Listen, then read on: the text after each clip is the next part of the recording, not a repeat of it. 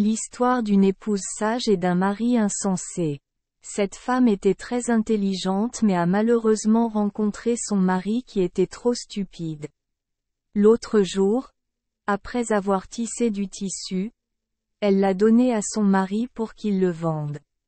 Après avoir marché toute la journée, sa voix était rauque, mais son mari n'a trouvé personne pour l'acheter. Soudain, un professeur est passé pour acheter 2 tailles. Il a dit: Demain matin, viens chez moi pour récupérer l'argent. Ma maison est dans un endroit bondé où personne ne vend, où sonne la trompette, où se trouve le bambou borgne. Le lendemain, le mari j'ai cherché partout mais je n'ai pas trouvé un endroit appelé cet endroit. Le marché était bondé mais il n'y avait pas de vente. Quand je l'ai dit à ma femme, elle a deviné que l'acheteur était le professeur. Le marché est bondé et personne ne vend à l'école. La trompette sonne sous les roseaux là où souffle le vent. Le bambou borgne est un oignon. Alors la femme a dit à son mari de venir planter des oignons et le mari a trouvé un professeur pour lui demander de l'argent. Le professeur a demandé: Comment saviez-vous que j'étais ici?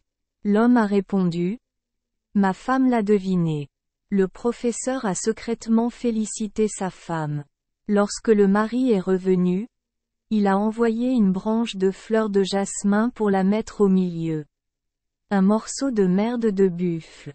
En recevant ce cadeau, elle se sentit triste et en colère contre elle-même. Le professeur voulait se moquer d'elle comme le dit la chanson.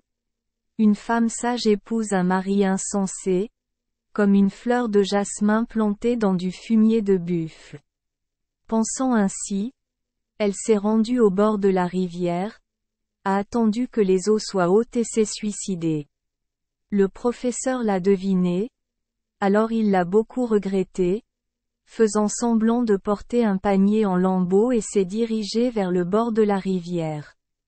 Voyant une femme assise sur le rivage avec un air triste sur le visage, l'enseignante dit: Ma sœur, assieds-toi pendant que je saute dans la rivière pour ramasser du poisson. La femme fut surprise de voir aussi une personne avec 2 cheveux gris. Stupide, utilisant un panier déchiré pour ramasser du poisson.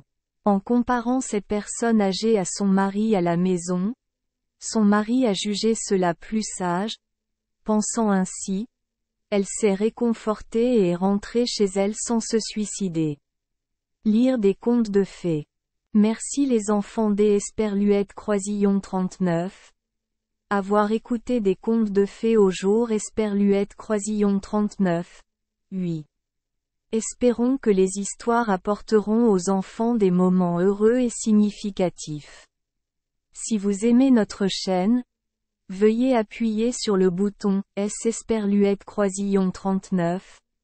Abonner, pour ne manquer aucune histoire intéressante. Je vous souhaite une bonne nuit de sommeil et de beaux rêves. Rendez-vous dans la prochaine histoire.